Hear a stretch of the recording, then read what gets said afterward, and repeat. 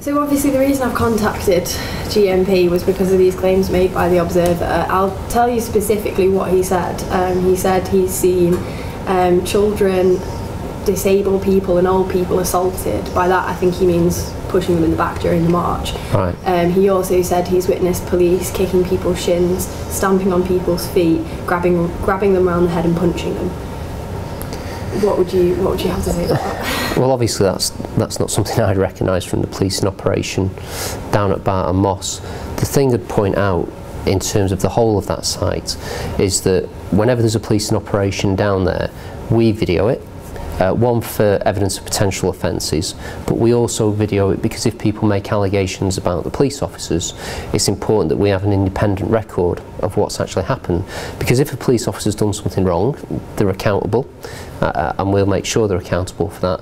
But equally, it is a tactic on some occasions for people to make malicious allegations about the police officers, and we've certainly seen that on this case. In addition to the police filming it, then the protesters, I think if you've been down to the site you'll be aware that everyone seems to have a mobile phone pointing at a police officer. The challenge I'd make back is that when we have a complaint we will investigate it, but surely if there were those outrageous type of acts that we've been accused of, then it will be on film. So it will be on our film. Equally, the protesters are filming everything. So if there was that sort of activity going on, I've no doubt whatsoever that they will produce some sort of footage. And from our perspective, it's very easy for people to make allegations of the most serious nature, and understandably on occasions the media will actually give them airtime. And that can be really damaging to us because people may well believe it to some degree. What we see is people making some allegations. We had one suggestion that someone had broken his leg. Now that got media coverage, but then 2 days later he's running up and down the road. We've had other people making serious allegations to the media, but they won't make the follow-up allegation to us, because if we get the allegation, we'll investigate it thoroughly. So if someone's claiming broken bones, etc., then one of the things that we'd look at is getting the medical evidence to prove it. So always have a degree of suspicion when people make outlandish claims about acts that, if they were true, would be really serious, but then won't follow it up to allow an investigation. So if people make the allegations, we'll investigate them, but I would urge some caution in terms of some of the things that we're alleged to have done. So do you know, have you had any formal complaints at all about brutality at the site? Well, I think brutality is a very emotive word. Mm-hmm. There's certainly been complaints about police actions, and I think round about 30, I think, formal complaints that we've had. Now, if you bear in mind that when we started the operation it was late October, early November, typically we'll run 4 days a week, with HGVs going in and out of the site. So that's several thousand HGV movements. On a given day we can have anything between 15 to 100 protesters and a number of police officers. So when you actually look at the number of complaints we've had, and some of the complaints are motivated to take issue with the police, it's not an unreasonable number. And certainly we have some complainants who will make repeat complaints. In terms of the allegations, any allegation about police misconduct we'll treat seriously. But as yet, I think it'd be sensible to wait for the outcomes of those investigations so that we work on the basis of the facts and not sensational claims that people make. And in some cases, people with perhaps a vested interest or an issue against the police. Mm-hmm. So you talked about obviously the police record, you know, all the protests and that. That footage, would it only be watched if there had been claims, you know, of against police actions, or is it watched through all of it, you know, just to check that everything was? Well, we won't just watch it just to check. I mean, we've had now 204 arrests. So where we can, every one of those arrests is filmed, as I say, both for evidence but also to negate any allegations about police behaviour. So certainly if there's an arrest and it's going to court, then that will be watched and reviewed and it'll be used in interviews. If there's an allegation, then clearly we'll identify that footage. I mean, it's possible that something could be alleged to happen not on camera, but I think those would be limited cases really, but only really if it was something where we had cause for concern or a prosecution would we specifically go through that. The other thing to bear in mind is that Whenever there's police activity down there, there's a full command suite running with commanders who are looking at the footage, both anything on the internet but also our own coverage, so we're fully aware of what's going on. So there's a really high degree of scrutiny about what the police are actually doing down there. Right, okay. I know you've obviously mentioned there's been a lot of arrests down there. Yeah. I think from what I've seen, a lot of people have been claiming it's when they've been arrested that they've injured themselves, sort of when they've been, you know, pushed down onto the ground to get their handcuffs on them. I know I've seen pictures of a guy who claims he had his eye socket shattered, and he does look very bruised and battered, and he says it's as a result of being pushed down on the ground while he's being arrested. Well, interestingly, that person in question hasn't made a complaint to us, so it limits our ability to thoroughly investigate that. And if it's the case I'm thinking of, yeah, there was some scratching to his face. But in a number of instances we'll see people resisting arrest even passively. So if you're a grown adult and you decide you're not going to be arrested and you just let your weight drop, it makes it difficult for the police officers. We then have to use more police officers because we can't just drag someone down the road by the ankles. We've got to pick them up. It's for their safety. So a number of officers will then go and lift them up. So if someone goes passive but non-compliant, then they inevitably will go to the floor because they've got to be managed. But that's typically the choice of the person concerned, or if the person's being violent or resisting the officer, then one of the techniques may be that they may be taken to the floor. But the majority of cases, if someone is arrested and then goes with the officers without resisting, then there won't be the need to take them to the floor. So I think it's important to look at each individual case on its merit, look what's happening, look what the person who's been arrested is doing, and then you can make a proper evaluation about how the arrest has been made. So if some people, you know, if it is a necessity to bring someone to the ground, do you have sort of procedures in place to make sure that you do that safely, to make sure someone won't smack their head on the ground? We can never guarantee it. Clearly, one of the things that we do and the techniques that the officers use will, wherever they can be, Home Office approved techniques. So the officers are trained, they're taught about the safe way, both for themselves and the person that they're arrested, to try and detain them and arrest them safely. So they will try and work with those techniques wherever they can. But if someone is certainly being violent, or if someone's being non-compliant, then it gets harder. It gets harder to manage someone as safely as we would possibly like. But in all the circumstances I've seen, the officers have used the minimum force necessary to actually try and effect someone's arrest. Okay. Now I know obviously there's a very, very large police presence down there during the marches. When I was there, I asked an officer how many police officers she thought was there, and she estimated perhaps around 100 police officers were there. Why do you have evidence that you need that sort of necessary force when there was about 30 peaceful protesters, 30 40 peaceful protesters? Well, just to go through that, typically on a day we'll probably have 60 police officers there. It started off as more because we didn't know what to expect, because the only precedent we had was Balcombe. On occasions there were hundreds of protesters, so we were trying to gauge the level of resources so that we can manage it safely for our officers, for the public and the protesters themselves. So out of that 60, what we will typically have, we'll have a number of officers who are there as evidence gatherers. So we've spoken about the need to film what goes on, so there'll be a number of officers there for that.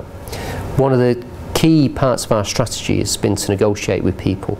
So we have police liaison officers, and they're the officers in a blue bib. Now their job is to go to protesters and say, right, we'll facilitate your protest, but we want to do it safely. And they'll try and negotiate about how we can work through the protest. Because I've got three things I need to balance really. So if you think about what I'm trying to achieve in the police operation, number one is keep people safe. That is the overriding thing, and that trumps everything else really. But then I've got three objectives that I need to try and meet. One is I need to let people go about the lawful business. So what IGAS are doing is legal. It's legal business. They have a right to do that.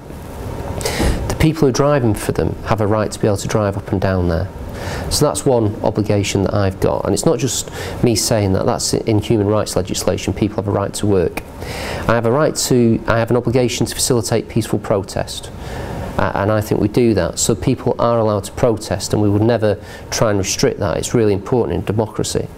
And the final leg is we've got to try and minimise disruption to the local community, because there's people who live down there, there are businesses down there who need to be able to go about their normal lives, and they'll be there long after IGAS have gone and the protesters have gone. So I'm trying to balance each of those competing needs while trying to keep everyone safe. Now, going back to the number of officers, we've got officers to film, we've got officers to try and negotiate with the protesters.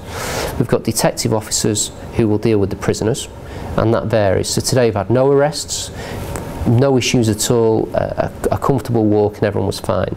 Yesterday there was a very different dynamic, and we approached it in exactly the same way, but because of the behaviour of the protesters, or some of the protesters, there were 9 arrests. So you've got to have people to deal with them. If you've got protesters who aren't going to be compliant, it'll take up to 4 police officers to remove 1 person. The convoys of HGVs will typically, it may be 2 vehicles, on occasions it may be 12 vehicles. Now if you can imagine 12 HGVs in a line, that gets to be quite a long convoy. The road itself is very narrow, the trucks are big, and we've had protesters try to secure themselves to moving vehicles. On one occasion, a protester attached themselves to a moving HGV by the neck with a D-lock, which clearly places them at significant risk.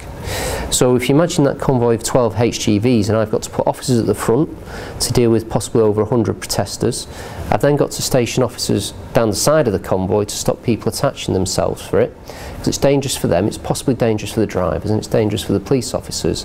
Then you can see how that 60 staff quickly gets eaten away. So I don't want to put any more officers down there than I need to. I'd much rather than be looking for burglars in Trafford or dealing with nighttime economy in Wigan or wherever they've come from.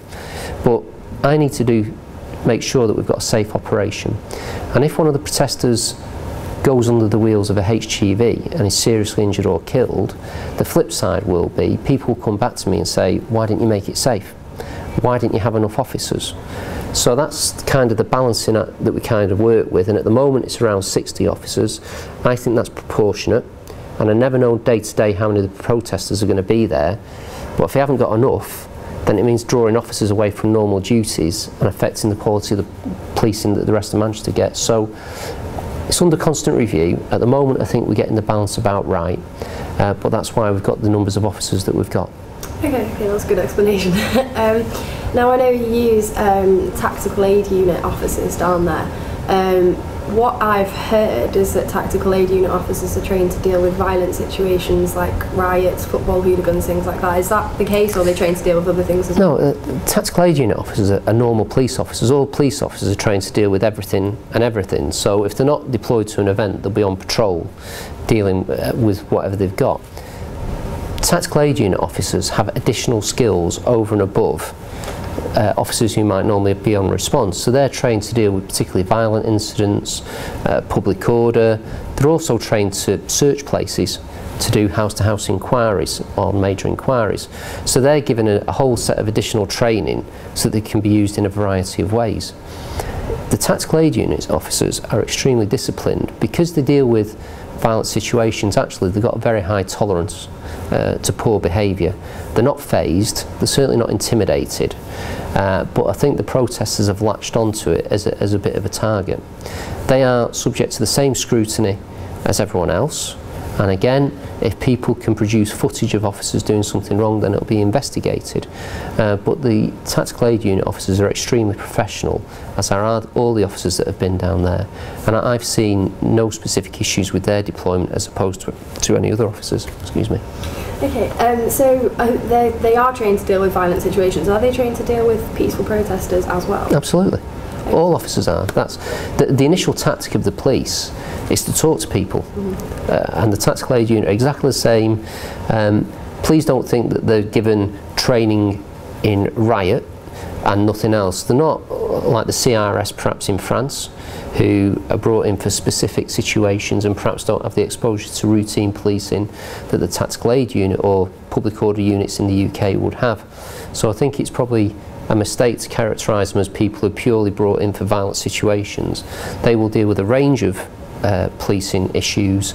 They are trained to deal with particular scenarios, but just because they're trained for that doesn't mean that's their first, they immediately defer to a particular way of doing things. They will deal in a normal way as a normal police officer would. So what type of things do the tactical aid unit, what type of events do they normally get sent to? Is it things like that? Well, they'll do anything and everything. They'll be on normal policing, they'll search things for murders, or if we've got the government coming, they'll search buildings. They will be deployed in public order situations because they're given a higher level of training than other officers. But that's part of their core training. They're used over and above the normal officers for those specific sorts of threats. So yes, they do get additional training at dealing with violent people, but that doesn't mean they will use those tactics in any given situation. They'll use the appropriate tactic for the level of threat that they're facing. Okay. Now I know these officers wear, I don't know how you say it, SAP gloves, SAP gloves. I don't know if you want to explain what they are, and I want to ask why they wear them. Yeah, the gloves that the officers use at Barton Moss are just normal leather gloves. They're not weighted gloves. They're not some sort of medieval gauntlet. Some of the public order gloves have some padding to stop the officers injuring the hands. And interestingly enough, the injuries that we've